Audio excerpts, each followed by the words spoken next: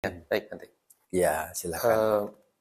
Di dalam literatur Pali itu disebutkan ada 7 macam anusaya nanti. Mm-mm. Eh, di situ bagaimana pengaruh 7 anusaya ini terhadap kepribadian manusia nanti. Mm-mm. Karena anusaya ini kan Mm-mm. seringkali diterjemahkan sebagai tendensi laten. Mm-mm.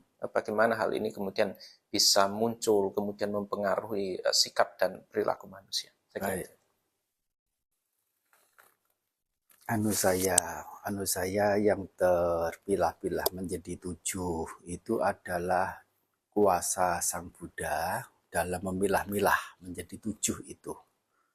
Di beberapa tempat tersebar, ya anu saya itu terbagi menjadi 3, yaitu ya yang kita ini apa namanya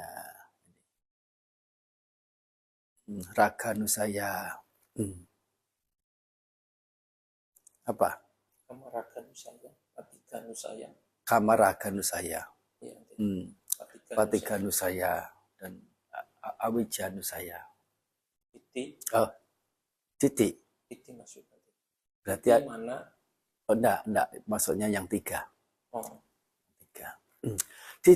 Titik mana sama tanha sama raga itu sama saja, itu nama lain dari loba. Nama lain dari loba. Kita sering terkecoh gitu ya. Titik itu asosiasinya dengan kebodohan karena punya pandangan keliru. Mana asosiasinya dengan kebencian karena ada pembandingan diri. Seneng gak seneng sama siapa. Tapi di dalam uh, cendekiawan Buddhis mengkategorikan ketiganya itu sebagai bagian dari loba. Baik dikategorikan sebagai 3 ataupun sebagai 7. Nah, anusaya ini sesuai dengan istilahnya adalah hal-hal yang mengganggu. Tanha dutiyo puriso.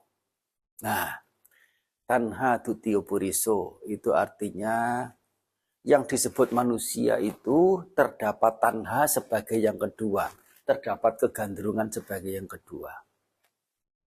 Jadi manusia hidup itu bukan sendirian. Dia selalu ditemani. Temannya adalah kegandrungan kesenangan itu. Tanpa ada teman kesenangan, dia sulit untuk lanjut hidup. Kita coba, ini bukan teoritis ya. Coba kalau kita ini tidak ada harapan untuk menjadi bahagia, untuk tidak ada harapan untuk menjadi lebih senang, untuk memilih rasa senang yang bisa dienyam, dinikmati. Hidup ini kita menjadi yang disebut dengan putus asa, putus harapan yang sudah tidak ada ini. Ya sudah tidak bisa dikatakan hidup lagi orang di masyarakat. Kamu tidak ada tanda-tanda kehidupan itu sudah.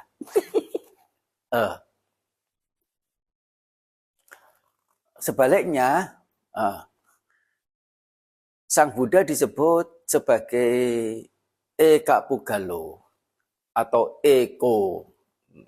Eko artinya satu. Eka Pugalo, manusia tunggal, manusia satu. Kata satu di sini bisa artinya tidak ada duanya.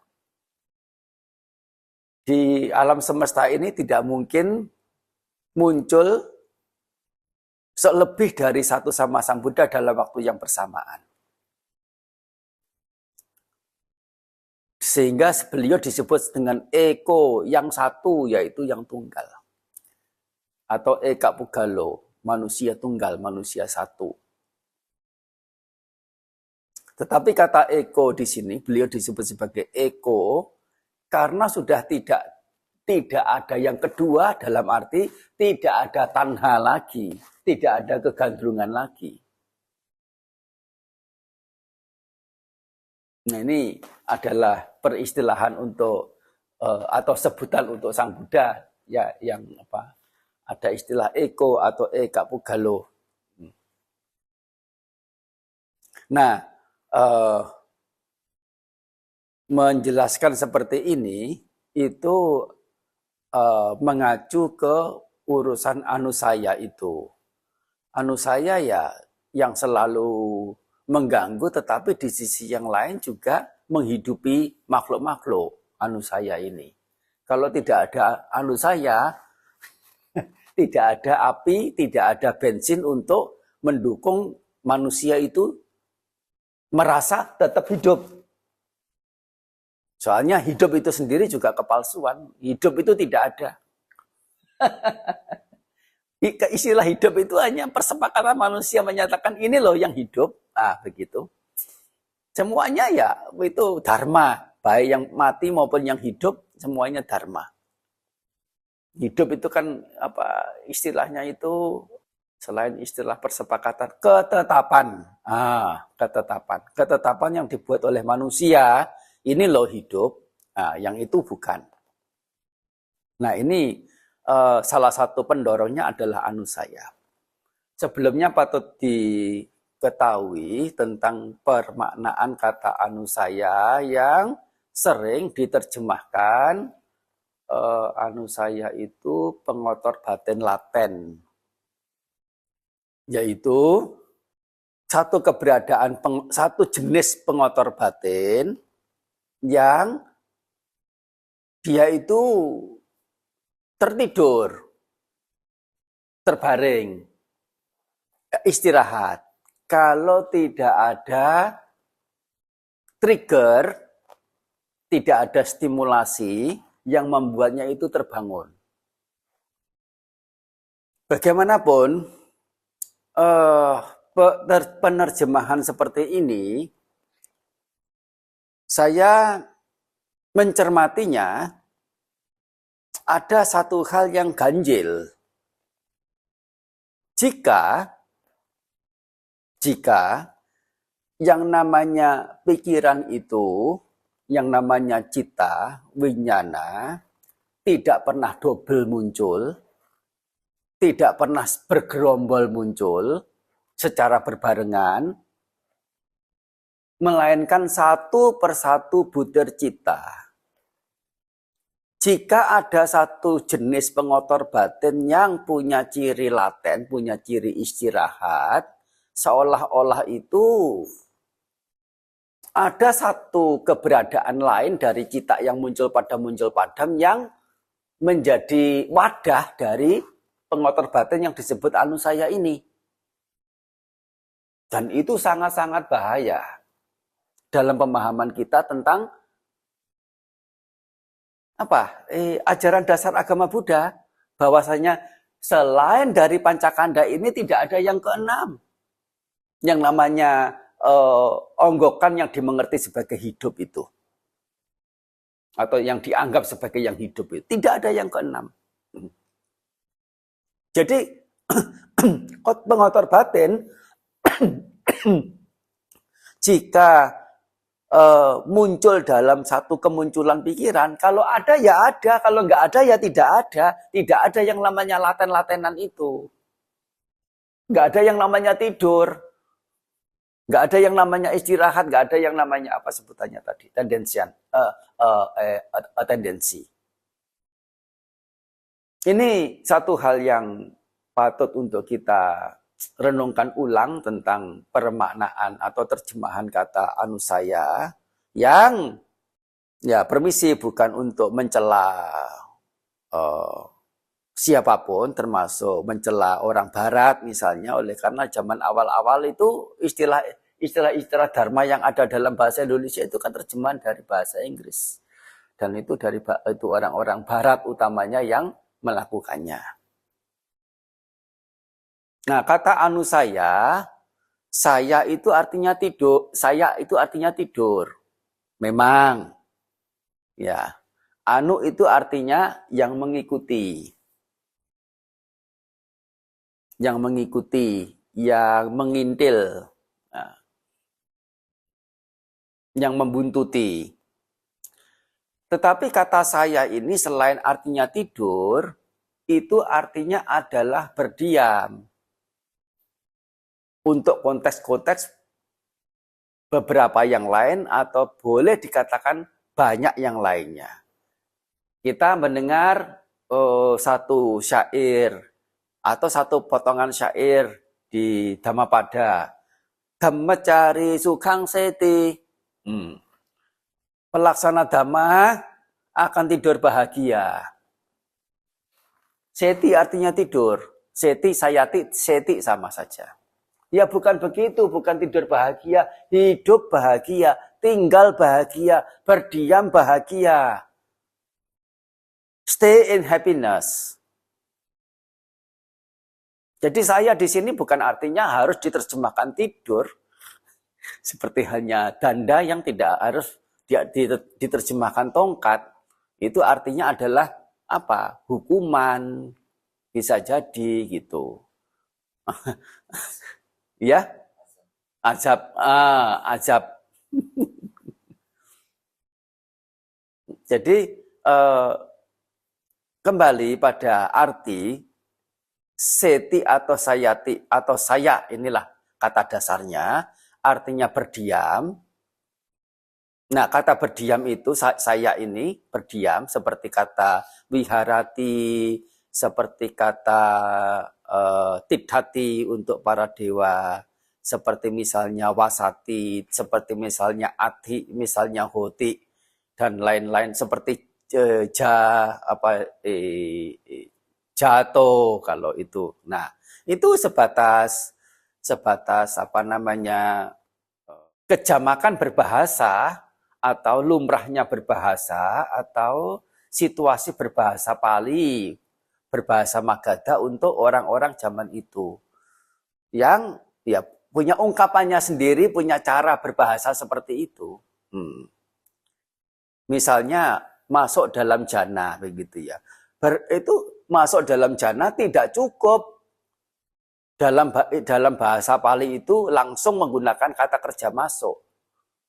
Tetapi itu di sana digunakan kata wiharati yang artinya berdiam, masuk. Ya, berdiam masuk dalam jana pertama yang disertai dengan piti dan sukha, yang ada witaka dan wicara. Nah, ada kata berdiamnya juga di situ. Wiharati. Nah, itu mirip-mirip dengan fungsi kata seti atau sayati. Jadi hampir itu sebatas sebagai keindahan berbahasa, kelengkapan berbahasa. Tetapi ada kata kerja yang lebih utamanya yang terkait di sana. Yaitu apa? Di sini adalah anu, yang di sini sebetulnya sebagai prefix, tapi dalam permaknaan prefix ini mengandung makna yang bahkan lebih dominan daripada kata dasarnya atau partikel bebasnya. Anu di sini artinya ikut, berdiam ikut, tinggal ikut. Paham nggak kata ini? Nggak paham.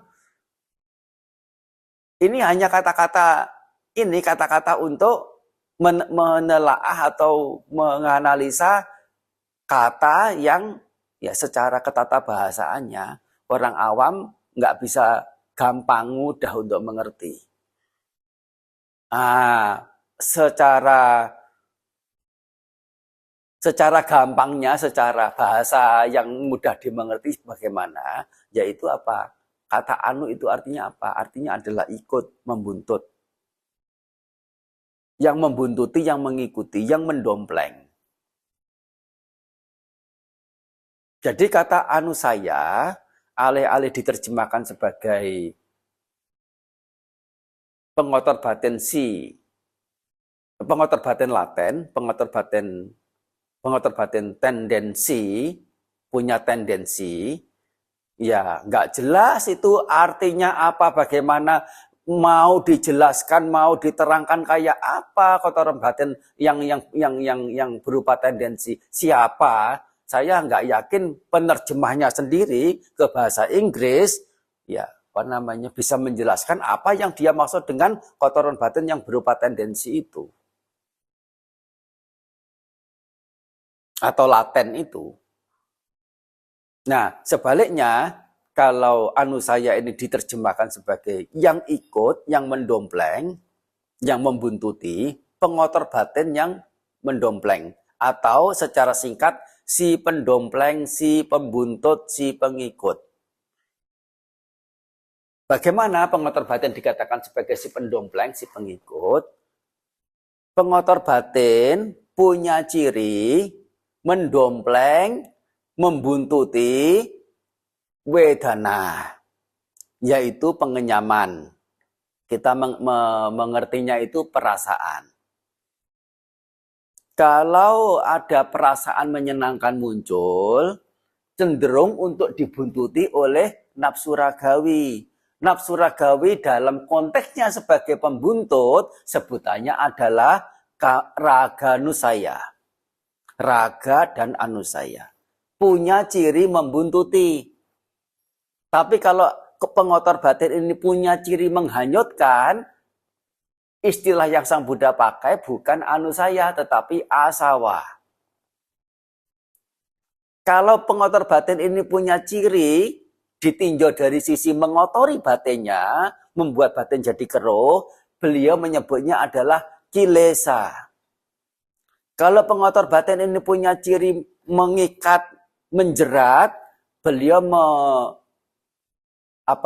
memberikan sebutan sangyojana, memberi sebutan yoga, memberikan sebutan gantha. Sesuai dengan ciri atau apa yang tampak secara akaranya, secara sikap-sikap atau gelagat perilaku pengotor batin itu. Nah, di sini pengotor batin, memang saya menggunakan istilah pengotor batin atau aku salah dhamma. Hal-hal yang buruk, ya istilahnya itu. Disebut sebagai anusaya, artinya yang punya ciri mendompleng. Ketika ada dukkha wedana atau pengenyaman yang menyakitkan, perasaan sakit, cenderung untuk dibuntuti dengan rasa benci. Saya menggunakan kata rasa ya. ya benci, ya itu adalah bahasa Indonesia itu. Rasa benci, rasa senang ya. Jadi ketidaknyamanan atau itu sesuatu yang menyakitkan cenderung untuk kemudian dibuntuti oleh kebencian. Betul tidak? Kalau kita itu dihadapkan pada sesuatu yang tidak nyaman, cenderung untuk iritasi tidak. Rasa iritasi itu adalah anusaya. Ini permanaan anusaya. Sedangkan satu lagi yang cenderung lebih lembut adalah ketika perasaan dalam suasana yang sangat redam, sangat-sangat redam oleh karena tidak ada trigger yang signifikan yang bisa ditengarai jelas. Mau dikatakan kebahagiaan, kenyamanan pun ya kayaknya tidak. Dikatakan menderita sakit juga bukan, menyakitkan juga bukan. Ya, satu jenis pengenyaman seperti itu dikategorikan sebagai perasaan yang netral atau menyakitkan tidak, menyenangkan juga bukan. Atau kama sukha wedana. Nah, ini juga memberikan trigger, memberikan satu pemicu untuk munculnya anusaya, yaitu apa? Awija anusaya. Muncul kebodohan, muncul ketidaktahuan, tidak mengerti bahwa hal yang redam seperti itu bukan sesuatu yang kekal abadi, bukan sesuatu yang ada inti.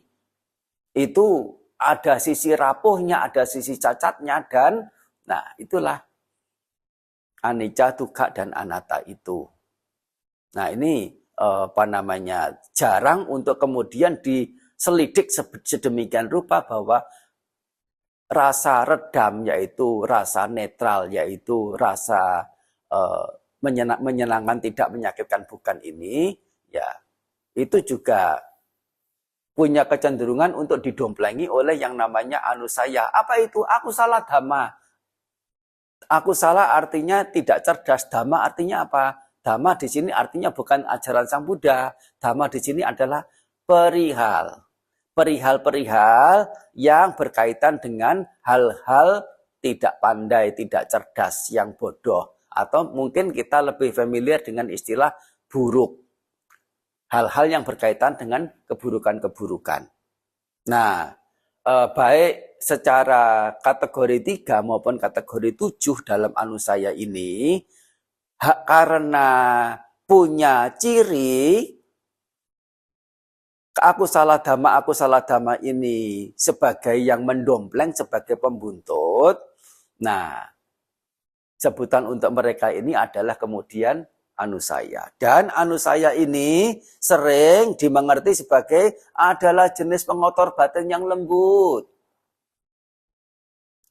Pengotor batin yang tengah-tengah itu sebutannya adalah niwarana. Pengotor batin itu yang kasar itu adalah witikama kama. Witikama akusala kama. Perbuatan buruk yang sudah tercuat keluar lewat tutur kata dan tindak tanduk. Ya, ini adalah penjelasan para Bante belakangan. Di dalam Tipitaka sendiri tidak ada yang namanya pengotor batin tingkat lembut, tingkat menengah, tingkat kasar, tidak ditemukan. Tidak disebutkan. Dan yang namanya anusaya, asawa, niwarana, sangyojana, tidak pernah ada Sang Buddha mengatakan ini yang lebih lembut atau lebih kasar. Termasuk praktek dharma antara Satipatthana dan Bojjhanga, mana yang lebih lembut, mana yang lebih kasar? Tidak ada yang lebih lembut, tidak ada yang lebih kasar. Nah, di sini pertanyaannya adalah sejauh apa anusaya ini akan punya pengaruh dalam perangai seseorang. Oh, sudah sangat tentu. Sangat tentu. Oleh karena perangai itu muncul karena warna-warni kotoran batin yang bercampur antara keburukan dan kebaikan juga. Kebaikan jenis A 80% dan keburukan jenis B 20% sudah memberikan satu jenis sendiri. Dua jenis keburukan, jenis C dan jenis D, dan satu jenis kebaikan, yang kebaikannya 70%, keburukan yang dua jenis itu, ini dan itu, masing-masing sekian persen, sudah ciri sendiri. Dan itu mulek, enggak karu-karuan, ciri-ciri itu sampai tidak bisa dikatakan bahwa satu golongan orang tertentu punya ciri yang sama. Yang namanya carita, ada buddhi carita, ada tanha carita, ada raga carita, ada sadha carita. Itu penggolongan secara general saja. Kalau mau digolongkan secara rincinya, setiap orang punya kecenderungannya yang spesifik untuk orang itu. Termasuk juga apalagi dihubungkan dengan nasib, keberuntungan. Dengan digolongkan menjadi 12 sesuai dengan bintangnya, sesuai dengan sionya. Ya, masa ciri manusia di alam semesta ini hanya 12 saja. Padahal perjalanan hidup manusia dari zaman ke zaman, satu zaman saja, jutaan jalan hidup, miliaran jalan hidup sesuai dengan jumlah manusia yang ada itu. Bagaimana dikatakan punya pengkategorian yang hanya 12 itu saja. Itu membentuk semacam kecenderungan yang beraneka ragam, warna. Oleh karena ya itu perpaduan antara keburukan satu dengan keburukan lain tidak terlepas juga yang memadu di dalamnya sana adalah kebaikan-kebaikan yang baik dari kebaikan maupun keburukannya itu masing-masingnya ada banyak macam, proporsinya juga bervariasi. Nah, kita mengenal warna itu ada berapa warna? Kita mengenal warna itu ada berapa? 7 untuk pelangi. Iya toh? Tapi warna dasar itu ada berapa? Ada 3. Apa saja kira-kira? Merah, kuning, mana merah kok kuning itu loh. Mana ada hitam? Merah. Oh, merah kuning ya? Ya, betul. Merah, kuning, sama biru. Itu adalah warna dasar. Tahu enggak? Itu hanya kesepakatan saja. Itu hanya persepakatan, itu hanya ketetapan. Sebetulnya apa? Itu bukan warna dasar juga kok merah itu. Merah itu campuran. Warna campuran. Campuran antara warna jingga dan warna ungu. Dan kuning itu campuran antara warna jingga dan warna hijau. Hijau sendiri campuran warna antara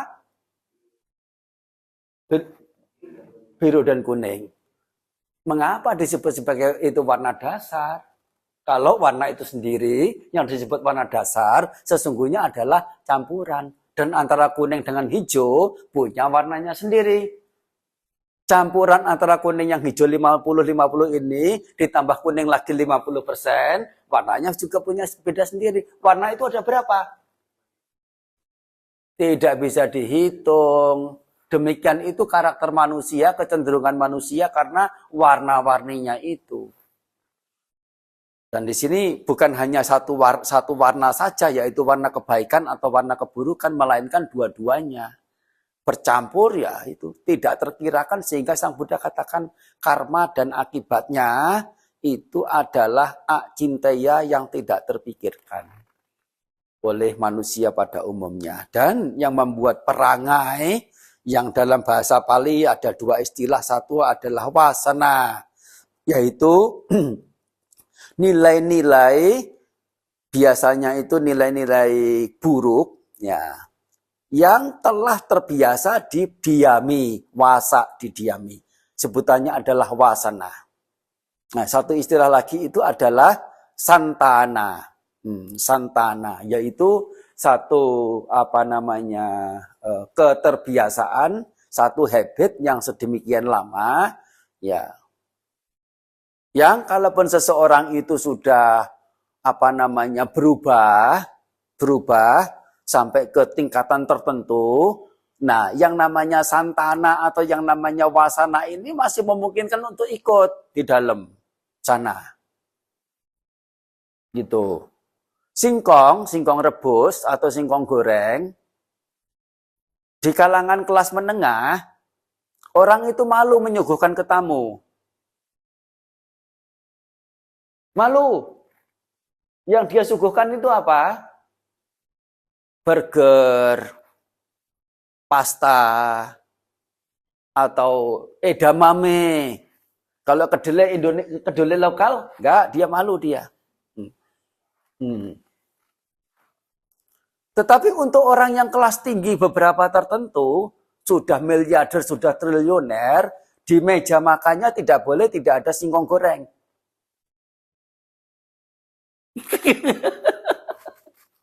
Itu dari kecil dia itu membawa wasana, membawa yang namanya santana ini. Kalaupun dia sudah ada transformasi kekayaan yang sedemikian lupa, permisi bicara ya, ini itu apa namanya, sepemahaman saya, makanan pokok singkong itu dimengerti sebagai makanan pokok yang ya sangat itu yang lebih sederhana dibandingkan nasi atau apalagi gandum atau apalagi apa begitu. Jadi orang punya kecenderungan untuk malu. Tapi itu banyak sekali seperti kimchi begitu ya. Itu makanan orang miskin, makanan orang desa. Termasuk orang Thai, somtam itu ya, makanan orang miskin. Tapi sekarang di restoran bintang 5, kimchi ada. Somtam juga ada, singkong goreng ada, termasuk talas juga ada. Ya, itu adalah percontohan saja.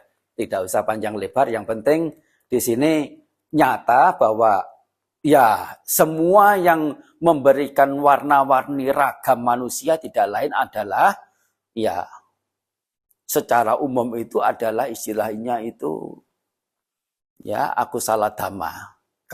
Kalau kusala dhamma, apalagi yang sudah tingkat apa namanya tertingginya itu apa? Bukan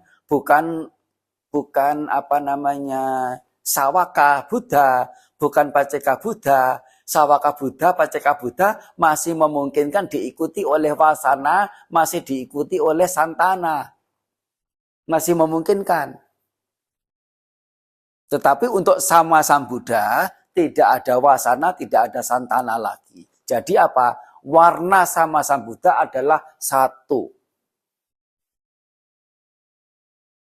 Tidak ada perangai, tidak ada kecenderungan, tidak ada apa yang disebutkan tadi itu apa bukan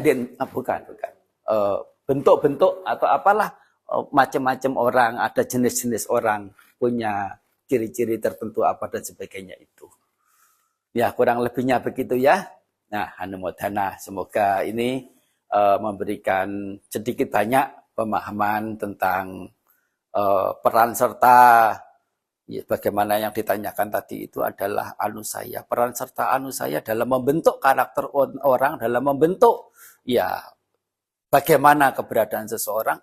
Itu memang ya sangat-sangat apa namanya signifikan perannya.